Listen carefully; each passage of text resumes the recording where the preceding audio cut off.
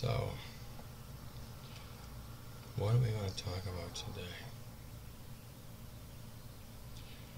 What do you think? How about, it's a talk we promised to have before, integrity and lies, the features and benefits of both, right? I mean, if we're going to get a big hard-on for truth, we want to find out if it's going to pay off, right? We want to find out what value it could be for me or my species, or not. You know, let's do a scientific analysis of the situation. The only criteria we'll use as a guiding principle is workability. So does the postulate work? Will be the grounds for any forward momentum we gain. Okay, so let's see now. What would be the benefits of lying? Well, I get what I want quicker. That's true. That's a biggie. That's huge, right? Because that's pretty much the only reason we have for lying, right? I get something I don't deserve, or something that I want faster than I know I should. So I'm stealing when I lie. Now, thou cannot steal. See, John Steinbeck introduced this distinction to me, and it's been troubling me ever since. And it's almost worth the bother of learning ancient Latin and Greek to find out. I mean, he postulated that the Ten Commandments in the original understanding were not written, thou shalt not. A very slight difference in Hebrew from shall not and canst not. And apparently, canst not is a more logical, deductive leap than canst not, supported by extraneous and germane data, both numinous and academic, that support the hypotheses.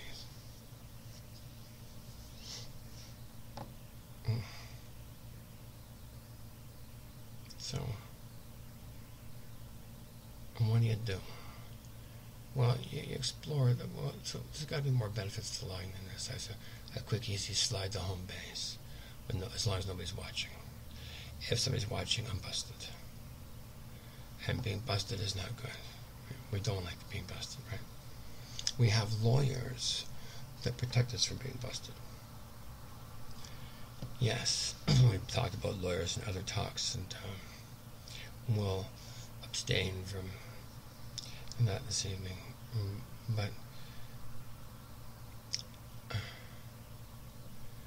lying saves the day sometimes, right? If I can get somebody to believe a lie, and sometimes it does. But the day keeps coming up again. And coming up again and coming up again until it's either no more saved by a lie or it disappears.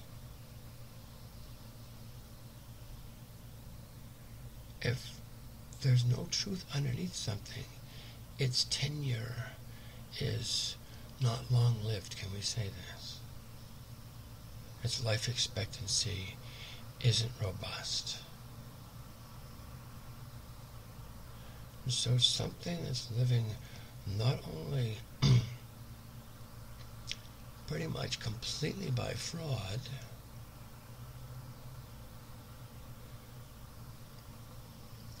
but incapable of comprehending its own intelligent best interests, and then acting on them. Simple stuff. Bed bugs can do this. Do you get the drift of what we're talking about here? This is also one of those other things mentioned in the Bible. You know, you got a hand in that book. It's a corker. You know, just knocks me out every time I get into it. You know, it really flips me out. Just getting off topic here about truth and lies. The Bible is poetry. You know, anybody who takes it literally is a moron, stupid, and has got reinforced concrete between their ears.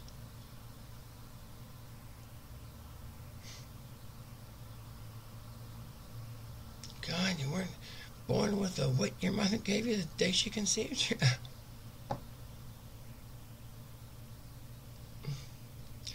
Poetry is what makes it eternal. Debating the veracity of poetry with the scale of weights is like discussing nuclear physics using thimbles and darning needles to explain it. Probably could. Anyway, do you understand that you're able to discern the distinction, the difference here?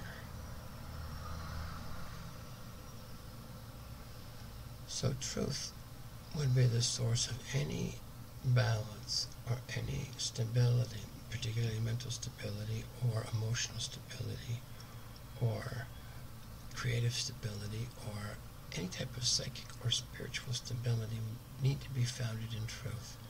And so if I do not have a strong grounding and relationship with truth, I'm likely depressed.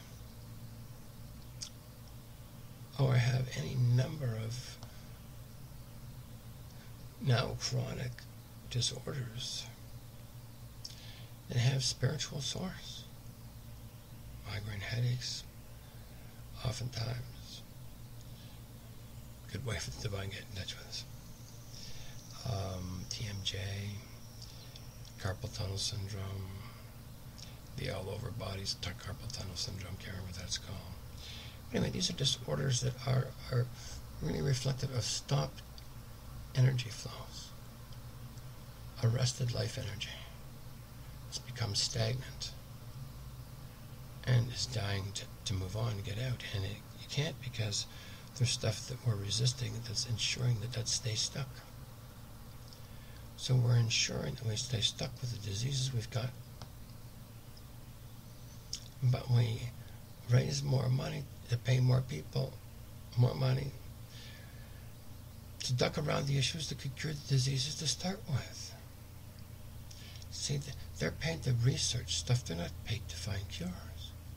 You already have cures, but you're not going to get them in a pill. You know? And not only that, the sooner you start the cure, the better off, the better the prognosis is likely to be for you. Does that make sense?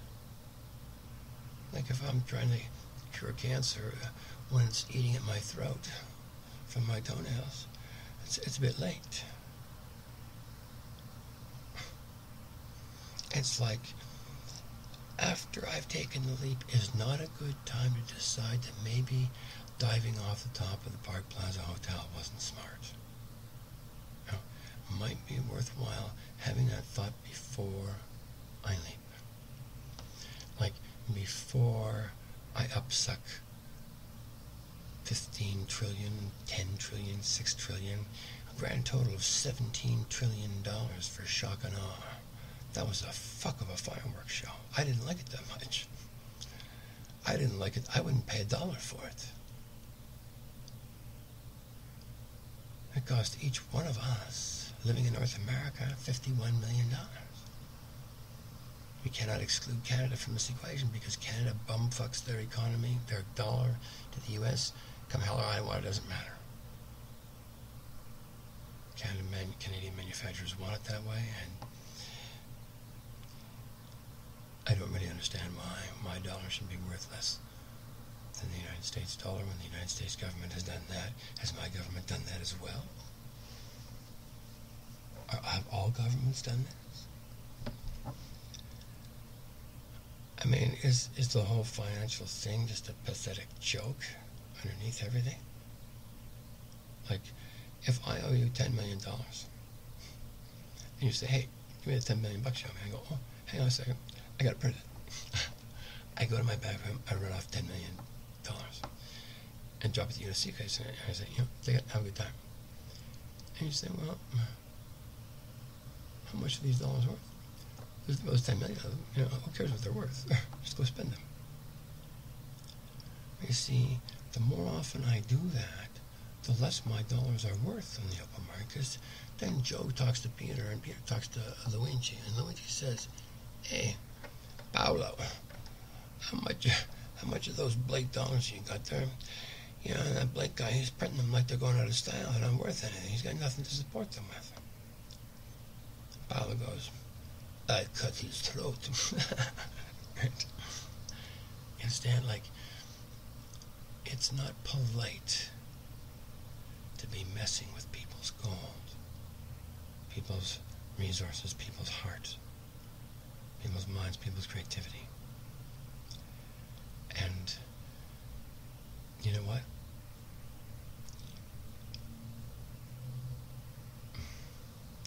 The king's not wearing any clothes, kiddies. And it hasn't been for a long time. Enjoy the ride.